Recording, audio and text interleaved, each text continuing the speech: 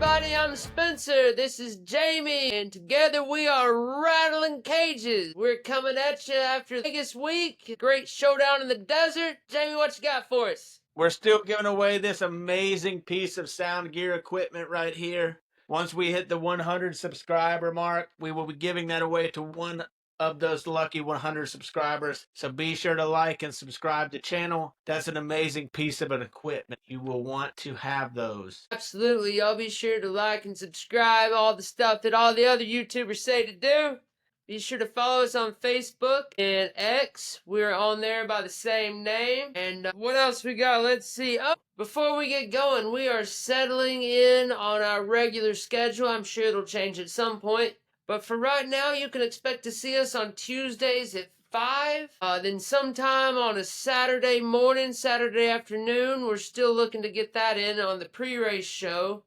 And then look for us live to end every race. The last 10 or so laps, we're going to be coming to you live and then giving you the first reaction on YouTube before anybody else. Come see us right after the race, because I am sure we will be fired up. Let's go. Come see us. But with that, let's get right on into it. So Vegas, we went in, we made our predictions, and then Mr. Michael McDowell came in with the pole. Did not see that coming. From 3 feet away, I didn't see that coming. That was something else. I sat there and watched qualifying and couldn't believe it. But just as quickly as he gained the pole, he fell off the pole. Real quickly. I don't even know that he led a lap. Yeah, that's he led the first lap. That's the only lap he led, and I think it's because Joey Logano was trying to be nice, I reckon. I'd say congratulations, give him a point. Yeah, my wife's a big Michael McDowell fan, and she was excited for that. But I just kind of said, well, we'll see where that's at in 2 or 3 laps. And he's a pole-winning machine, that guy. He is. He can qualify. I mean, my God, if they had a 1-lap race, I think he'd have a chance to have some wins. He's the 1-lap champion. I love it. Well, let's lead off. Let's go through this thing. Pit road troubles are going to be the name of the game today. We had all types of pit road trouble. I've actually kind of scripted this out twice. One that's just talking about the pits, essentially, and then the other that kind of goes in order. So, we'll get into the first one. Chase Briscoe, lap 34. Is that when he lost a wheel? Yep, that is when Chase Briscoe lost a wheel. Did you see that one? It takes a rather large mistake to lose 25% of your wheels from your race car. That is something else. These guys practice like a full-time job of getting the wheels on the race car. That's a huge, as you'll notice, some of his crew members will be missing for a couple weeks, and they may be on a beach somewhere or may not come back altogether. Or they won't get to go to the beach next week. They don't get to go to Miami. Oh, Christopher Bell. They didn't tighten the wheel, and what I think NASCAR will end up revising is the more harsher penalty he would have had he lost the wheel. He decided to go into a teammate's pit box. I think it was Briscoe's pit box. It was. And had them tighten the wheel, which is still a penalty for pitting outside of your box, but it was a lesser penalty, which is just the lead end of the tail line. They knew the rules and they played the rules, but I think the rules will end up changing because they exploited that. His whole crew's just, hey, wait a minute, man, we forgot something. And then Alan Stevenson comes over the radio, lets him know what's going on. He didn't even say to find Briscoe's pit. He didn't say to find a teammate's pit. He just said, hey, man, you need to find a pit and get them to tighten that thing up. And he just happened to be able to shoot across 3 lanes of traffic and find a teammate's pit and get that thing tightened back up. But that's regardless wild. of what he lost in the race, Alan Stevenson, that wonderful crew chief of his, and that tire changer, or Jackman, whoever would have ended up taking that suspension, will still be with him going to Homestead next week. So you gotta admire that. I thought that was one of the moves of the race, honestly. Like, that was pretty slick. But yeah, you had pit road trouble all over the place. Let's just go through that real quickly. So Briscoe, Cindric, and Barry, as well as Bell, all had issues with the wheel. And then I didn't even write down Kyle Busch lost his wheel. So that's 4 issues with the wheel right there. You're missing the best part, the best one. You're missing Carson Hocevar coming out of his pit into Ty Gibbs like he owns pit road. Yeah, we ain't there yet. I've got half a page worth of pit road issues going on. Speeding penalties. These are just the ones that I could count. Chase Elliott, Ty Gibbs, Kyle Busch, Riley Herbst, Alex Bowman, Michael McDowell, Denny Hamlin all took speeding penalties on pit road this weekend. Chase Elliott hadn't had a speeding penalty in like, I can't remember, 50 something weeks. And now he's had 2 in 5 races. But then what you were talking about, Ty Gibbs cannot get out of the way.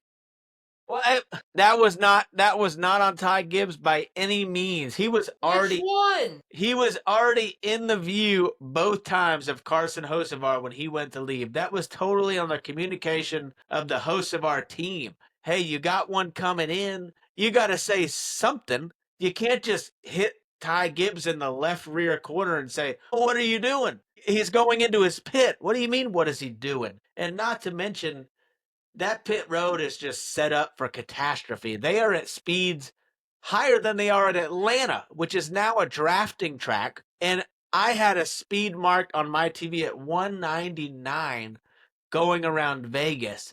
And their pit road entry is off of turn 4.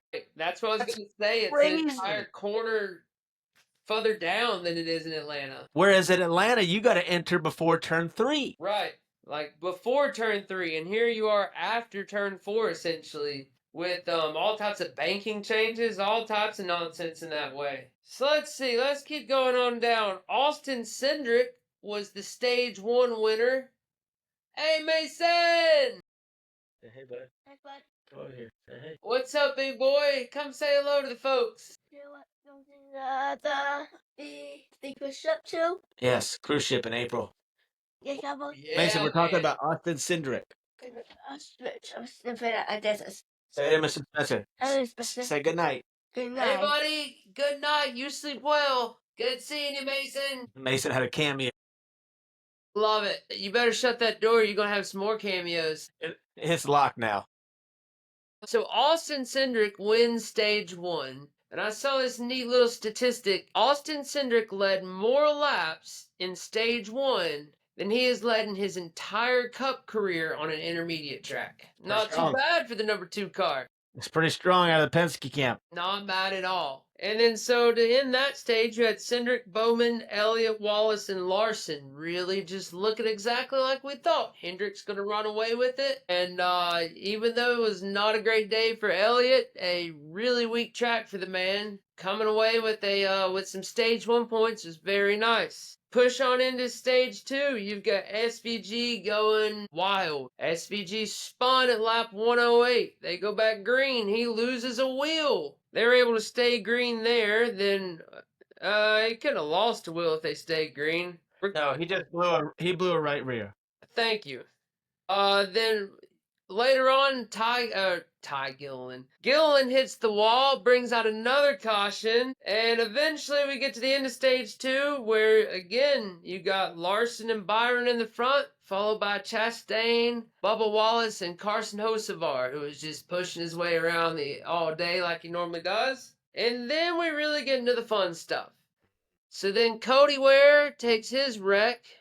Which again, can we just talk about the typical suspects always involved in this race? Cody Ware, Gilliland, Ricky Stenhouse, I can't even say his name right anymore, Jamie. They're always involved, they're always right there, they're always taking out cars that really don't deserve to be going anywhere. So that Stenhouse wreck at the end of lap 195, that was really where it got interesting. So that is where you had the Hendrick boys, you had Larson and Elliott, Chastain and Byron pit from the front, and nobody followed them. And I'm tuned in to Chase Elliott's radio at that point, and he went ballistic. He was so mad at the strategy, because in everybody's mind, Gustafson's mind, everybody's mind, it made sense. We're going to take 2 tires, we're going to be quick out of here. The equipment hadn't been on spot all day. This isn't the driver's best track, but we're going to get what we can. They come down, nobody follows them.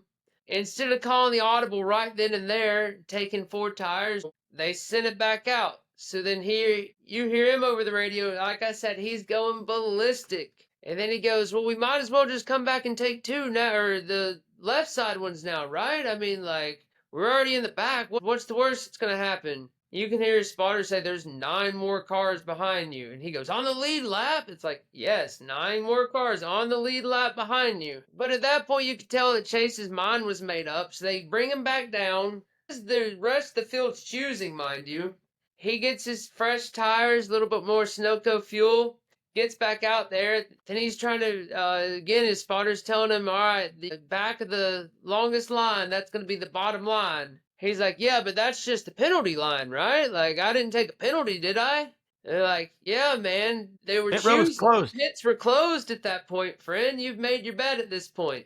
So we had to jump back in that line, and I'm just, the whole time, I'm just shaking my head like, wow, that just went from not great to even worse on that one. But, so then you go a little bit further down, and in stage 3, Reddick, Suarez, Logano, Hamlin, and Berry were battling it out in the top 5. So then Hamlin and Reddick decide that they're going to short pit. They're going to take the strategy because conventional knowledge at Vegas says that it's probably going to go green there at the end. They haven't had a whole lot of issues going down in the past. So then those boys come down and Noah Gragson goes into the wall. So now all of a sudden you've got Hamlin and Reddick stuck a lap down. They take the wave around, but everybody else kind of brings them up to the front. And that was one of the wonderful things that I thought happened in this race is there were several times where you saw the entire field get inverted. Who was in the back, who's been running in the back is now in the front. Who was running in the front is now in the back. How's this going to shape out? If you weren't paying attention to that race and you went and took a long piss break and then you came back, you would be completely lost on what had just happened. Yup. But it made for a good Vegas race because some of those guys were able to fight back up to the front, others weren't. Yeah. But that was something else to see. Again, Toyota's pit strategy there in the front was just thrown out the window. JGR, who looked like they really had a upper hand there with Hendrick, kind of thrown out the window. Then with, 8-10 laps to go, Daniel Suarez is leading the way. And our big winner of the day, the Wood brothers, Mr. Josh Berry himself, takes the lead for the final time and brings him to the win on an intermediate track. Jamie, do you know the last time that the Wood brothers had a win on a non-super speedway track for a points race? I know. I can only see off the top of my brain with Barry winning this race. It was Harrison Burton last year at Daytona and the night race.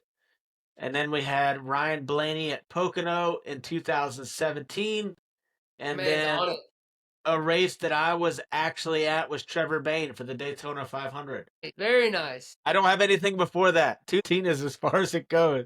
Or not 2014. That was year I that was Junior going with won. the Pocono, and I mean, you can't even hardly call that an intermediate, but a non-drafting track at least, a non-super speedway. So Ryan Blaney was the answer? Ryan Blaney was the answer. I got it! And if you really want to go with the intermediate, he won the All-Star race at Charlotte that year as well in 2017. Oh, wow. Very I think it's nice. Kudos. Super, that was super pretty cool. sweet right there. Super cool for the Wood brothers. That's a win for everybody in NASCAR when the Wood brothers team wins a race, especially with the old 21 the motorcraft paint scheme. Absolutely.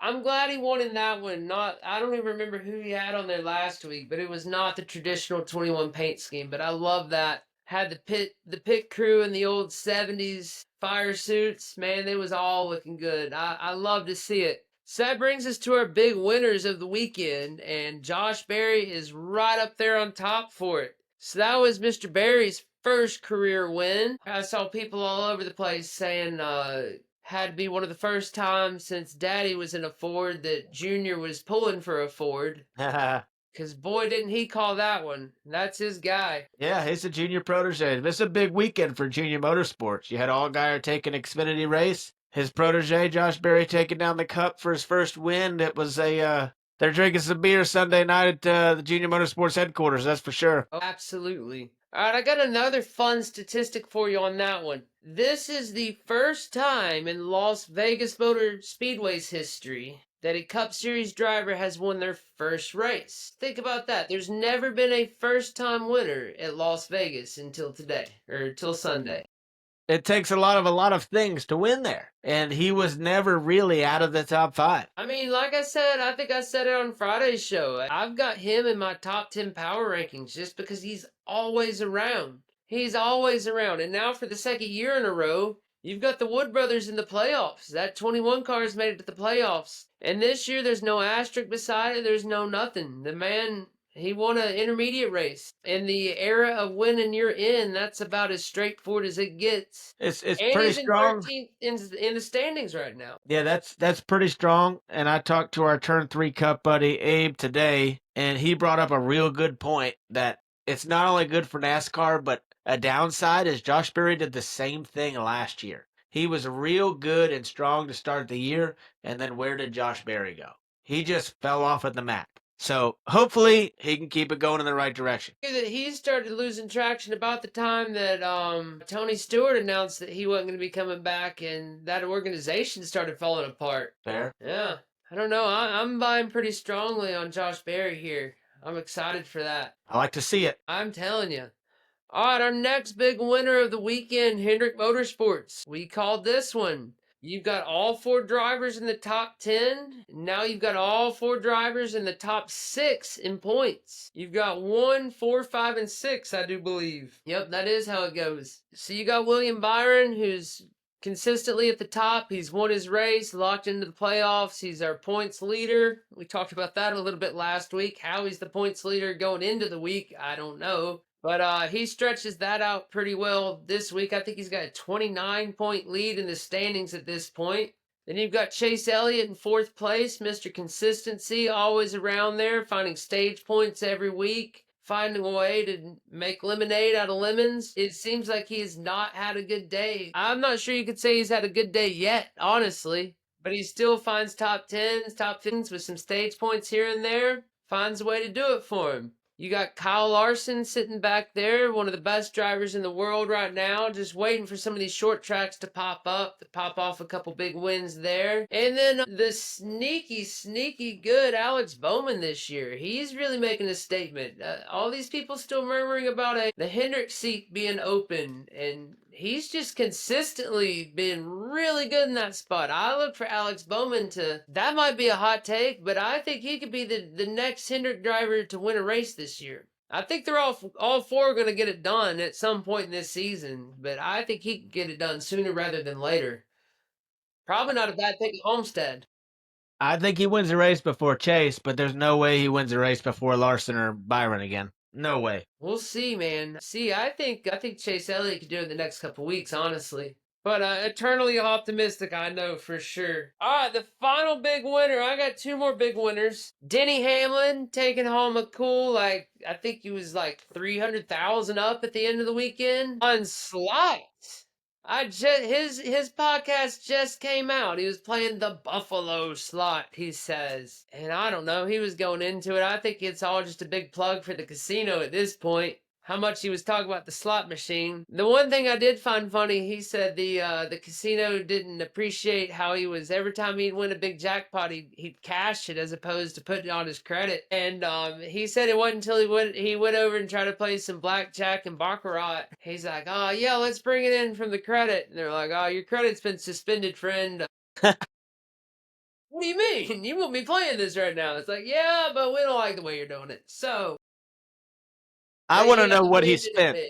I want to know how much he spent before he won. So he said that he started with $11,000 and never got below 8. He's a liar. Yeah, I don't doubt that at all. You ever met a gambler that told you the truth? Well, I mean, if you win immediately, it's hard not to. But yeah, I agree with that as well. And on slots, nonetheless, that was like, I've heard stories of, I guess Kenny Wallace was talking about him on the roulette wheel at some point on years back. But yeah, to do it on slots, that's something else. Pretty wild. 2 nights in a row, he says, as well. Really? Yeah. Wow. I'm telling you. And then the last one, Daniel Suarez, my super sleeper, coming out of nowhere, taking 2nd place. That's pretty awesome right there. That's a pretty good pick. Absolutely. I'm pumped about that one. My Seabell pick may not have been the best, but Damn it, my super sleeper was there at the end. Hey, I picked Seabell to have a crap race, and he did. It wasn't great, that's for darn sure. Alright, you got any big winners other than those? I think it was a good day for he didn't finish well, but Bubba Wallace he's been pretty strong so far this season, and to see him with a car that was up there in the top 5, top 3 most of the day until his best friend on the racetrack decided to not give them any room. Yeah, I got to give the nod to Bubba Wallace there. He had a real good shot to try and get him one, and the best part for me about that race was the audio with him to his spotter, and he told his spotter, he's like, I can't go any higher to give them any more room, and his spotter said, I'll tell you who it was after the race. Yeah, Bubba and Wallace that had a matte black race. Toyota, that Air Force car was just That was slick. sweet, man. Yeah. Golly, I'd have loved to take a lap in that. That was awesome. Yeah. Yeah, no, I could definitely follow you on that one. What a great day for that Toyota. Maybe one of the as far as expectations go, maybe one of the best Toyotas of the day, honestly. Yeah, I would have to say so. I was worried. I was like, oh no, Bubba Wallace going to get him one. None of us are going to pick him in the cup, so. He sure was working towards it. I think he had stage points in the first and second stage. Maybe wrong Where's about he at? that. Where's he at in the standings right now? He's got to be up there. Let's see. I can find that out for us right now with a couple clicks of the finger. We say that. Where's that 20? Oh, 11th. Okay. 82 back. Not too bad. Not too bad at all. I feel like the All right, biggest what's gap our- right now is between first and second. William Byron's got a 29-point lead on Seabell. It's pretty impressive. Yeah. Pretty strong. All right, what's Well, our final there- thought? Go for it. No, you're the boss man. You tell me. I didn't know what you were getting at. Oh, we gotta go, don't we? My gosh. Yeah. Yeah. All right, big losers on the day, on the weekend. Ty Gibbs. He starts it off by flipping in the first stage of the high limit sprint car race. This Just guy flipping sucks. off in the turn one. You got Corey Day and Kyle Larson going at it in the front, and here goes Ty Gibbs just flipping out the back. Kid's an So yeah, idiot. you gotta tip your hat to just how bad he can run. And you had a little bit different opinion on him in the pits. Go ahead and give it to the people before we get out of here. I mean, everybody's going into their pit stalls. They do it week in and week out. They practice, and he was well into. He was already 45 degrees into his pit box. He was already into his pit box some, and then Carson Hocevar comes out, and I don't think anything came of it because I'm pretty sure the team took some accountability for that. But I mean, Larry Mack pointed it out on the broadcast. He's like, you'll notice some of these drivers will pit farther in their pit box, and the driver that's pitted in front of them knows that. So they pit farther in front of their pit box. And so it's like they're frenemies. They're working together, but at the same time, they're not. What was the word? Cooperation, I think was the word he used. Something of that Something like nature.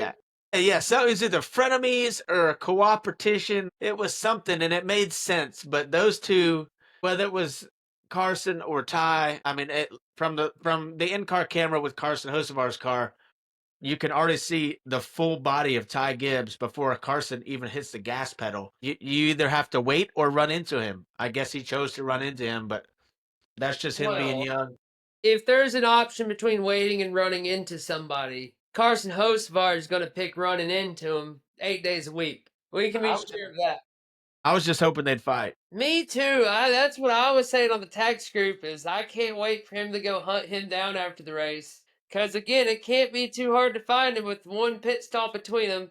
But honestly, Ty Gibbs and them were probably already packed up on the hauler at that point. Because man, it was a bad day. All right, last losers. Kyle Busch. I keep picking him in Vegas to do well. Home track. Think he's going to get it together at some point. Phenomenal talent. It's still there. Can't get it done again. It's just these stupid, costly mistakes, man. It's just, he had a good car. I don't think he had a winning car, but it's the stupid, costly mistakes. And they said it before, and it all came true. It was just a troublesome pit road. Yup. All right, last one I got, Ryan Blaney comes in with the nuts. He's got the fast car of the week, one of them. And just something happens. Last week we blow a motor. This week he gets taken out by Gilliland.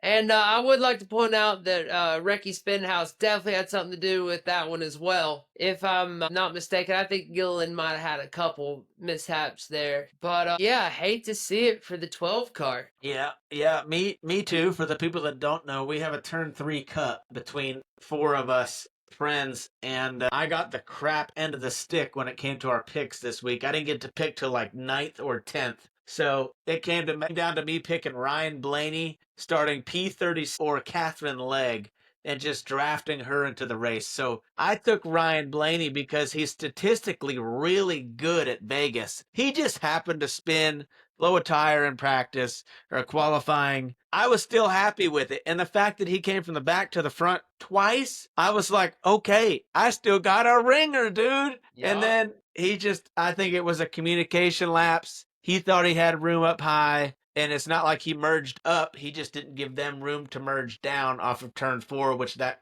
turn wall jumps out. So Both of those do. Coming just off turn 4. non-communication or not enough communication really ruined the day for Ryan Blaney.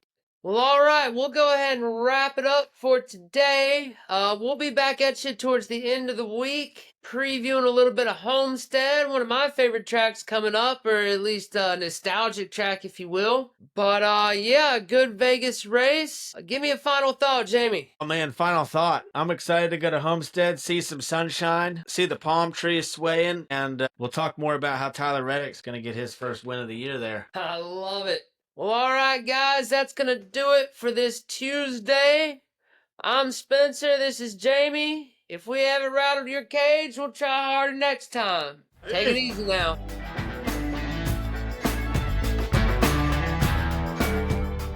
And they only took 2 tires, I guess just because that's what they had planned on. But, like, nobody else followed him down pit road. He's like, I can't believe we did this. Glad to We see might as him well come down finally. and get 2 more tires now. I'm like, who am I listening to right now? Glad to hear him finally fired up. Right? Me too.